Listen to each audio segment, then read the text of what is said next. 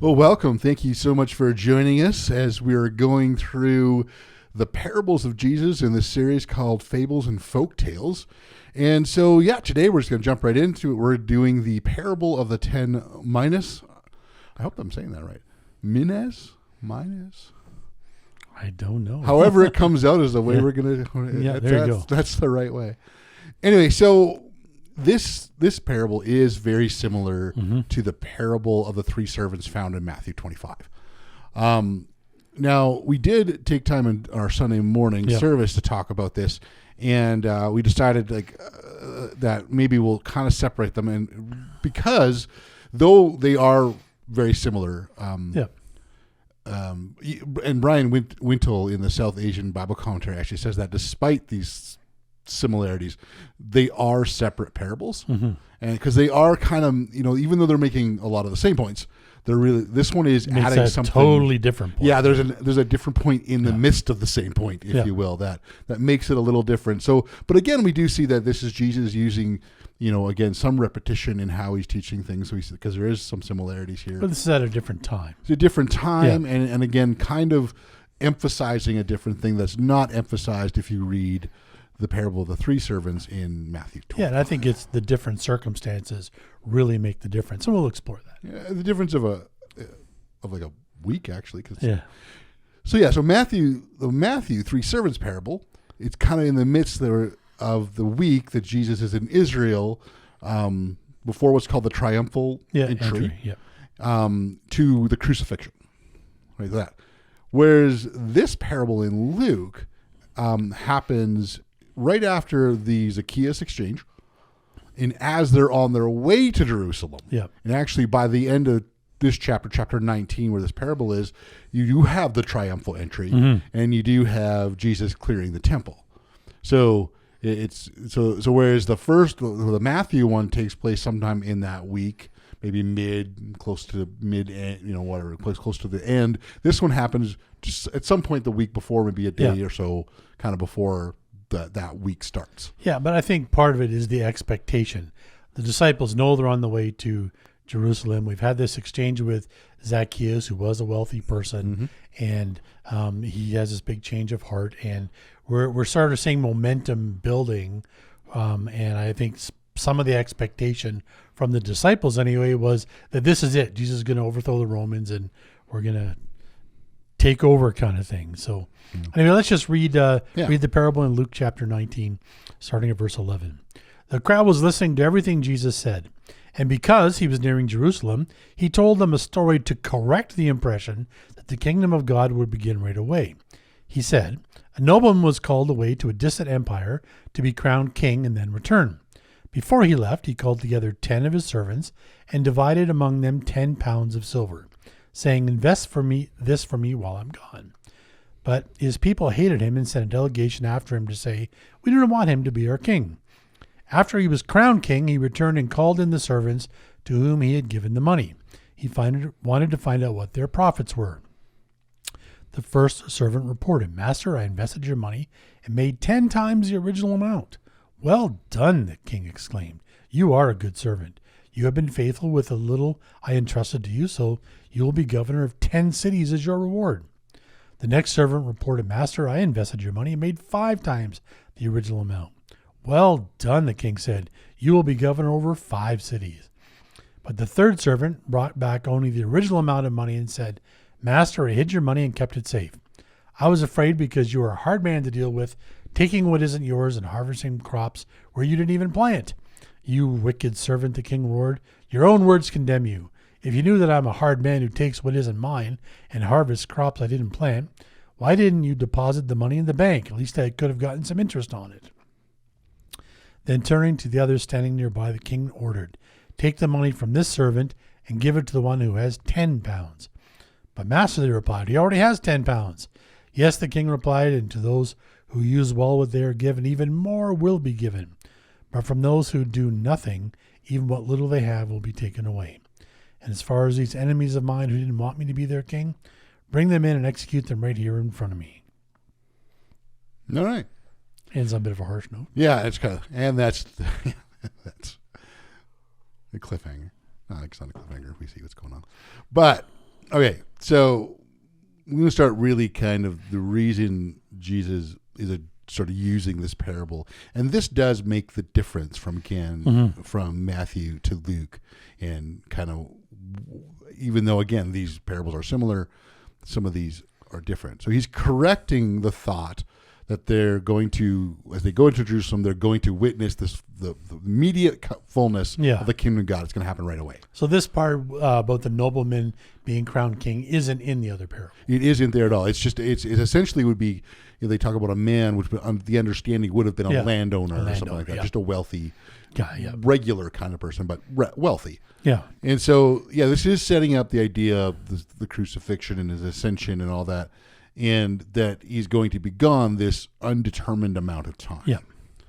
And again, there's that difference. As we said, this is Matthew's about just a man who's going on a journey, and this is Luke is about this is a king going to claim his kingdom. Yeah.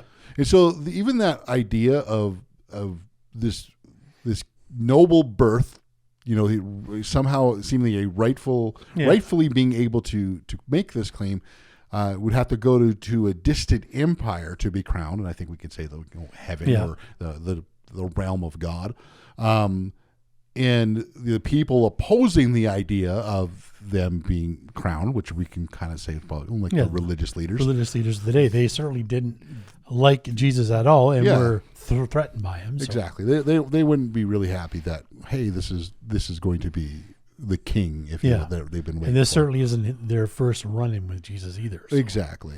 And so even I'm telling the story, this actually does have sort of, real world inspiration. There is a parallel the original audience would have understood, and that is Herod's son. He would actually go to Rome to receive authority, and he was not popular. And in the case of that story, they did send a delegation to go and the idea of crying out that they don't want him to have any sort of authoritative position. And again, where in the story, Jesus presents, obviously there's a return and he is the king. In the actual story of Herod's son, he's actually, Rome listened to these protests and he's given a reduced position. But still, it's something that is sort of a recent news event that people could relate to. They could relate to it. The idea is going somewhere. He's going to this. And so, again, real world kind of understanding would be happening there. And so kind of what happens again, when this nobleman goes, his interests still need to be administered. Sure. And so, and then again, we see another difference here. There's 10 servants at the beginning, and each one is given one mina or whatever that denomination of money, however the translation chose to show it. And so how much would that be? Apparently about 3 to 4 months of an average working. Okay, so that's a decent amount of money. It is. And here's the thing where we have this is that there's 10, and everyone received the same amount. So all 10 servants would receive the exact same amount. So in the other parable, the 3 servants were given different amounts based on their ability. That's right. In this one, everybody's quite a significant amount. Like when there was, it's they use the denomination of talents. Where you have the 5 given to the one that was seen as greater ability, 2, and then 1. But even one of those talents would have been more than what he gave out here to everyone. And so there is that difference, significant difference in how much money this would have been. Yeah, this seems to be more like to cover the amount of time he was away, where the other one was more managing the affairs of the landowner based on how wealthy he was. Yeah. And so then you have the nobleman returns home. He received the kingship, and for whatever reason, we narrow it down to just focus on 3 servants. We don't know what happened to the other 7. It's never addressed. And that makes us sort of look at the other parable because it was about 3. Exactly. So you wonder, it's pure speculation. Well, I mean, and there's going to be something fun in that, but I think just for whatever reason, we don't really know, even in the little bit that reading I did on this, it never really, it's sort of, there's some thoughts, but there's never really anything stated. There's not a really thought. And for whatever reason, Jesus decided to focus on the three. So if I were to ask you, what's this parable really about? Because I don't think it's about money. It's not about money. And it's not about return or growth. No. And it's really not about ability, because everybody gets the same. Yeah. So there's a bit of a difference between the other parable, because you could draw those parallels there, and some people do. So what's it actually about then? Well, it's really about faithfulness, trustworthiness, and stewardship. Mm-hmm. You know, you have two servants that with what they received did what was asked of them by this nobleman who would be king. And so you do actually get that even with the parable of the three servants in Matthew, but because you have this traveling to receive the authority of king, it adds that little bit of difference. So you do have the faithfulness, trustworthiness, and stewardship, and that's really important. But you also have this plot that's going on. And Justo Gonzalez actually writes it this. He says the parable is about being faithful, so participating, stewardship, remaining steadfast. And he goes on to write, being faithful to this absent king whose power, authority, is opposed by many in his own land. So you might not be the most popular person then if you're carrying out duties on behalf of somebody the local population isn't very fond of. That's right. Yeah. And so that's what we're kind of looking at in this. It's the idea of, yes, we're doing all those things that, you know, you can, again, reading from the three servants, but in the idea of much more tension in the midst of that. It's definitely not as easy to be investing the money and working on behalf of somebody if those around you are opposing. Yeah, there's many that who are not going to like that, that are speaking against that, against this person. And so, it's being faithful, in the midst of difficulty, in the midst of tension. And it does give that hope of victory in the parable. But, and because they're anticipating that this victory is going to happen right away, and he's basically saying in this, like, hey, it's not going to come yet. Yeah. There's a time, there's a period of that will happen before that. It's coming, so be excited for that. But in the midst of here, it's like it's you've been given some treasure of the kingdom of heaven. Yep. And there is going to be resistance. There's some people who are not in favor of this. Remain faithful even in the midst of that, which does sound a lot like, Jesus, talking about, hey, it's not about, maybe there'll be suffering. It's like when there is suffering, it is the idea that people will be against you. And it is the idea of, if we want to say that, a lot of the treasure of the kingdom of heaven is about justice and love. Part of that is also, especially love, is, he many times has talked about loving your enemies. Your enemies, yeah. And so there's even that whole idea, if you want to bring some of this idea of, what is the denomination of money representing, we know that the kingdom of heaven is absolutely, love is a huge part of it. Mm-hmm. And so that means you got to love people who may not love you back. Yeah. Love people who are difficult. It's not necessarily going to be easy. Yep. And so, so he's pointing to hope. There is that, but we are left with some of the treasures in kingdom, even though they are not going to, and we are to this day, not going to, right in the moment, experiencing the fullness of the kingdom of heaven. We can experience elements of that kingdom of heaven that he's imparted us and said, hey, I want you to do things with this. Yeah, so there's an expectation that we are to do something with it. We're not just supposed to do nothing with it or keep hide it in the ground, whatever that you want to parallel that with. It's and it is going to the idea of we're given something to and we're supposed to participate with it. And that was part of your message on exactly last Sunday, depending on when you're listening to this. And you can actually view that message on our live stream channel. And it does draw some of the same parallels, but again, this one is different. So we are giving it the extra treatment I think it deserves.